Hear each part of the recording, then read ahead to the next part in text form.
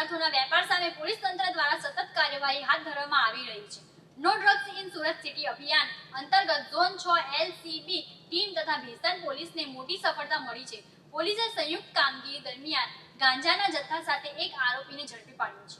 મળતી માહિતી મુજબ ગુપ્ત માહિતીના આધારે LCBની ટીમે ભેસ્તાન વિસ્તારમાં ચેકિંગ હાથ ધર્યું હતું. આ દરમિયાન શંકાસ્પદ વ્યક્તિને રોકી તપાસ કરતા તેની પાસેથી ગાંજાનો જથ્થો મળી આવ્યો હતો. પોલીસે સ્થળ પરથી નશીલા પદાર્થનો જથ્થો કબજે કરી આરોપીને કસ્ટડીમાં લીધો છે. આ અંગે વધુ તપાસ દરમિયાન જાણવા મળ્યું કે આરોપી છેલ્લા કેટલાક સમયથી શહેરના વિવિધ વિસ્તારોમાં ગાંજો વેચાણ કરી રહ્યો હતો.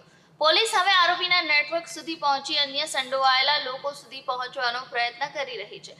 પોલીસ કમિશનર દ્વારા સ્પષ્ટ સૂચના આપવામાં આવી છે કે સુરત શહેરમાં નશીલા પદાર્થોનું વેચાણ, પરિવહન કે સેવન કરનારા સામે કડક કાર્યવાહી થશે.